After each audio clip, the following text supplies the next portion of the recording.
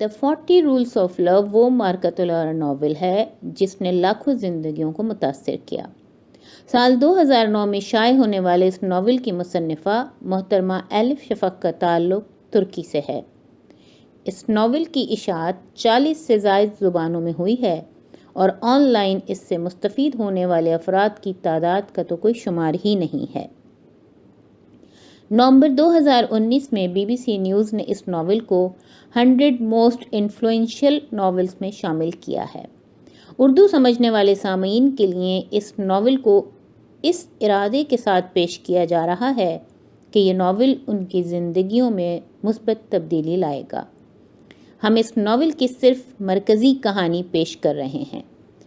اس novel میں 2 دریاؤں یعنی مولانا جلال الدین رومی اور صوفی درویش شمس تبریز کے ملنے اور ایک ہو کر حب الہی کے سمندر کی طرف بہنے کی عکاسی کی گئی ہے۔ یہ آڈیو سیریز محترمہ ہما انور کے ترجمے 40 چراغ عشق کے سے ماخوذ ہے۔ آواز خالدہ مرتضیٰ کی ہے۔ قسط نمبر 3۔ شمس۔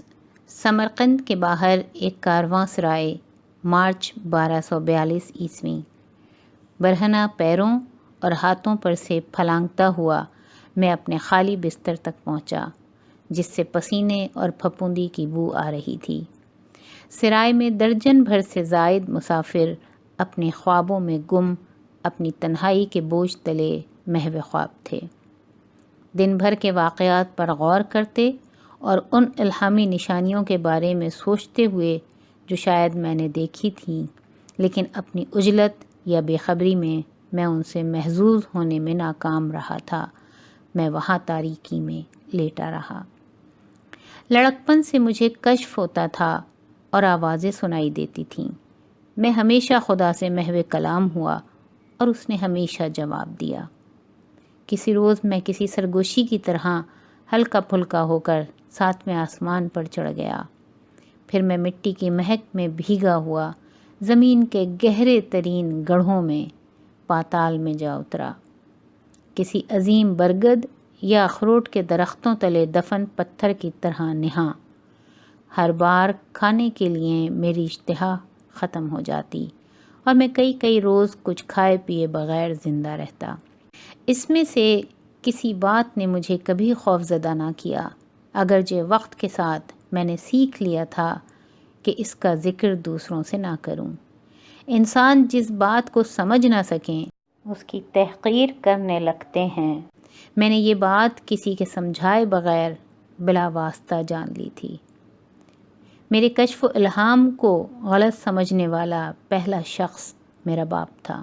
میں 10 برس کا رہا ہوں گا جب مجھے اپنے محافظ فرشتہ روزانہ دکھائی دینے لگا، اور میں اس قدر سادہ تھا کہ میں نے سوچا کہ باقی سب کے ساتھ بھی ایسا ہوتا ہوگا۔ ایک روز جب میرے بابا مجھے سکھا رہے تھے کہ دیودار کی لکڑی سے صندوق کیسے بنایا جاتا ہے تاکہ میں بھی ان کی طرح بڑھئی بن سکوں، تو میں نے انہیں اپنے محافظ فرشتے کے بارے میں بتایا۔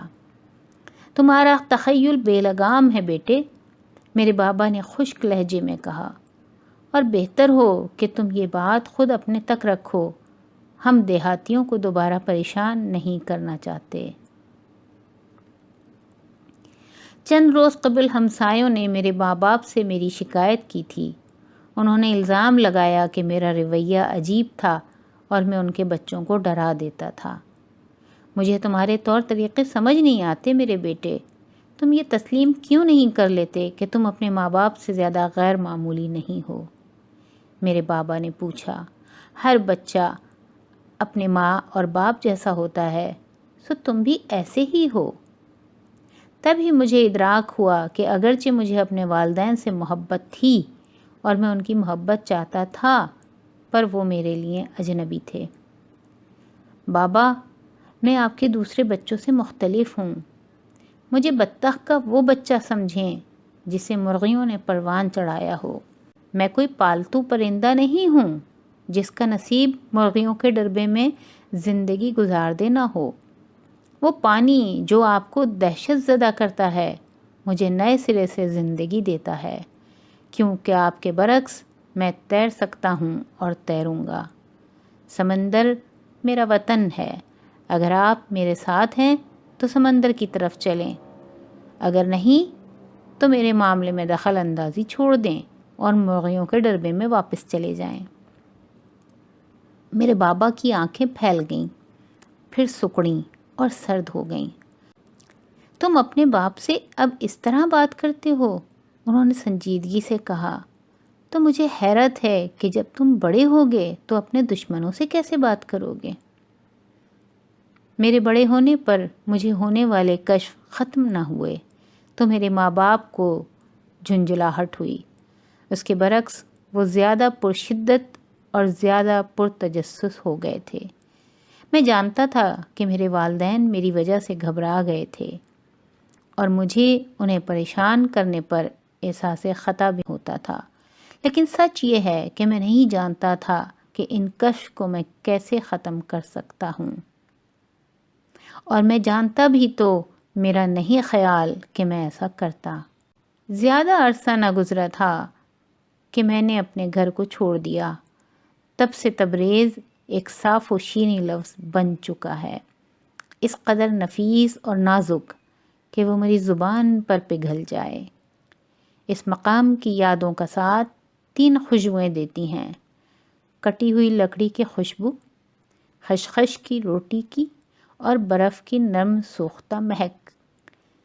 تب سے میں ایک سرگرداں درویش ہوں۔ میں کبھی ایک مقام پر دوسری بار نہیں سویا، کبھی ایک ہی پیالے سے متواتر 2 بار نہیں کھایا۔ ہر روز اپنے گرد مختلف چہرے دیکھتے ہوئے سفر میں رہا۔ جب بھوک لگے تو میں خوابوں کی تعبیر بتا کر چند سکے کما لیتا ہوں۔ اس حالت میں مشرق اور مغرب میں گھومتا ہوں، ہر جگہ خدا کی جستجو میں سرگرداں، ہر جگہ میں جینے کے قابل زندگی اور جاننے کے قابل علم تلاش کرتا ہوں۔ چونکہ میری جڑیں کہیں نہیں، اس لیے جانے کو میرے پاس ہر جگہ ہے۔ اپنے سفر کے دوران میں نے ہر قسم کے راستوں پر سفر کیا ہے، مشہور تجارتی راستوں سے لے کر فراموش شدہ راہوں تک، جہاں کئی روز تک کوئی زیرو دکھائی نہیں دیتا، بحیرہ اسود کے ساحلوں سے فارس کے شہروں تک، مشرق وسطیٰ کے وسیع سبززاروں سے عرب کے ریت کے ٹیلوں تک۔ میں گھنے جنگلوں سے گزرا، مستحگہ زاروں سے اور صحراؤں سے۔ میں نے کارواں سرائے اور مسافر خانوں میں وقتی قیام کیا، قدیم کتب خانوں میں صاحب علم لوگوں سے بات چیت کی، مکتبوں میں ننھے بچوں کو پڑھاتے اساتذہ کو سنا، مدرسوں کے طلبہ سے تفسیر اور منطق پر بحث کی، معبدوں، درگاہوں اور خانقاہوں پر گیا، گوشہ نشینوں کے ہمراہ ان کے خانقاہوں میں مراقبہ کیا، درویشوں کے ہمراہ ذکر میں شریک ہوا، نیکوکاروں کے ہمراہ روزے رکھے اور کافروں کے ساتھ کھانا کھایا، پورے چاند تلے شامانوں کے ساتھ رقص کیا، ہر عقیدے، دور اور پیشے کے لوگوں کو جانا، اور آفتوں اور معجزوں کا یکساں شاہد بنا۔ میں نے غربت زدہ گاؤں، آگ سے سیاہ پڑے کھیت اور غارت شدہ شہر دیکھے، جہاں دریا لہو سے سرخ ہو گئے تھے اور 10 برس سے زیادہ عمر کا کوئی لڑکا یا مرد زندہ نہ بچا تھا۔ میں نے انسانیت کو اس کے اسفل اور اعلیٰ ترین عالم میں دیکھا ہے۔ اب کوئی بات مجھے حیرت زدہ نہیں کرتی۔ ان تمام تجربات سے گزرتے میں نے ایک فہرست ترتیب دینا شروع کی جو کسی کتاب میں نہیں لکھی تھی، بس میری روح پر تحریر تھی۔ یہ فہرست، جسے میں سرگرداں یا قلندری مسلمان صوفیوں کے بنیادی اصول کہتا ہوں، میرے نزدیک یہ قوانین فطرت کی طرح آفاقی، قابل بھروسہ اور اٹل تھے۔ یہ مل کر مذہب عشق کے 40 اصول بناتے تھے، جس کی تکمیل صرف اور صرف محبت کے ذریعے ممکن ہو سکتی تھی، اور ان میں سے ایک اصول کے مطابق سچائی کا راستہ دماغ کی نہیں دل کی متواتر مشقت ہے۔ دماغ کو نہیں بلکہ اپنے دل کو اپنا رہنما، اپنا مرشد بنا لو، اپنے نفس سے ملو، اسے للکارو اور بالآخر دل کے ذریعے اس پر غالب آ جاؤ، یہ جانتے ہوئے کہ تمہاری ذات کی معرفت خدا کی معرفت کی طرف تمہاری رہنمائی کرے گی۔ اور ان اصولوں پر کام مکمل کرنے میں مجھے برسوں لگ گئے، ان تمام 40 اصولوں پر۔ اور جب کہ میں یہ کام مکمل کر چکا تھا، میں جانتا تھا کہ میں اس دنیا میں اپنے آخری مرحلے کے قریب تھا۔ کچھ عرصے سے مجھے اس رخ پر بہت سے کشف ہوتے رہے تھے۔ مجھے فکر میں مبتلا کرنے والی شے موت نہیں، کیونکہ میں اسے اختتام کے طور پر نہیں دیکھتا، بلکہ فکر مندی کی بات تھی اپنے پیچھے کوئی وراثت چھوڑے بغیر مرنا۔ میرے سینے میں الفاظ کے ڈھیر جمع تھے، کہنے کو منتظر کہانیاں۔ میں یہ سارا علم کسی دوسرے شخص کو سونپنا چاہتا تھا، کوئی استاد نہ ہی شاگرد۔ مجھے کسی ہمسر کی تلاش تھی، کوئی رفیق۔ اے خدا، میں نے تاریک اور حبس زدہ کمرے میں سرگوشی کی۔ تاعمر میں نے دنیا جہاں کا سفر کیا اور تیری راہ کی پیروی کی۔ میں نے ہر شخص کو ایک کھلی کتاب کی طرح کسی چلتے پھرتے قرآن کی صورت دیکھا۔ میں علماء کے مرمری ممبروں سے دور رہا اور بے خانمہ در بدر اور جلا وطن لوگوں کے ساتھ وقت گزارنے کو ترجیح دی۔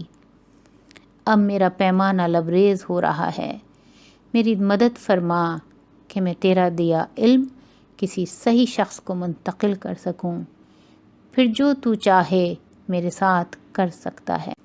میری آنکھوں کے سامنے کمرہ اس قدر روشنی میں نہا گیا کہ اپنے بستروں میں دراز مسافروں کے چہرے پر وحشت ناک حد تک مردنی چھا گئی۔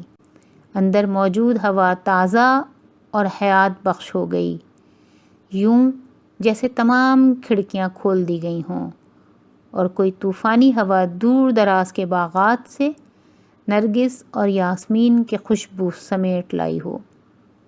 بغداد چلے جاؤ، میرے محافظ فرشتے نے سریلی گنگناتی آواز میں کہا۔ بغداد میں کیا شے میری منتظر ہے؟ میں نے پوچھا۔ تم نے ایک رفیق کے لیے دعا کی تھی اور ایک رفیق تمہیں عطا کیا جائے گا۔ بغداد میں تمہیں ایک مرشد ملے گا جو درست سمت میں تمہارے لیے نشاندہی کرے گا۔ میری آنکھوں میں تشکر کے آنسو بھر آئے۔ اب میں جان گیا کہ میرے کشف میں موجود آدمی میرے روحانی ساتھی کے سوا اور کوئی نہ تھا۔ جلد یا بدیر ہمارے نصیب میں ملنا تھا، اور جب ہم ملتے تو میں جان لیتا کہ اس کی مہربان بادامی آنکھوں میں ابدی اداسی کیوں تھی، اور آغاز بہار کی ایک شب میرا قتل کیسے ہونا تھا۔